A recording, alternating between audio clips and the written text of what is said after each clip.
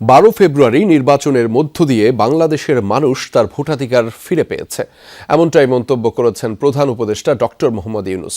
গ্লিটারের twin lemon ও antibacterial formula বাসনকে চকচকে জীবাণুমুক্ত করে আমাদের দেয় গ্লিটার গ্যারান্টি। রাতে জাতির উদ্দেশ্যে দেয়া এক ভাষণে তিনি দল মত নির্বিশেষে ন্যায়ভিত্তিক ও গণতান্ত্রিক বাংলাদেশ গড়ে তোলার সংগ্রাম অব্যাহত রাখার আহ্বান জানান।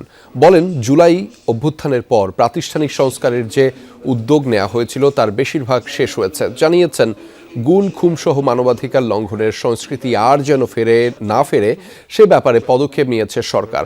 অভ্যুত্থান পরবর্তী সময়ে দায়িত্ব পালনের জন্য সেনাবাহিনীকে ধন্যবাদ জানিয়েছেন প্রধান উপদেষ্টা। এ সময় জুলাই সনদকে অন্তর্বর্তী সরকারের প্রধান অর্জন বলে দাবি করেছেন তিনি। অর্থনৈতিক সংস্কারের ব্যাপারে সরকারের কার্যক্রম তুলে ধরেন ডক্টর মোহাম্মদ ইউনূস।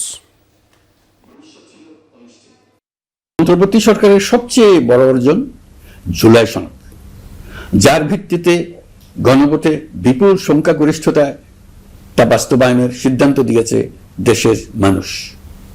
জুলাই সনদের বাস্তবায়ন হলে ফ্যাসিবাদ ফিরে আসার পথগুলো চিরতরে বন্ধ হয়ে যাবে।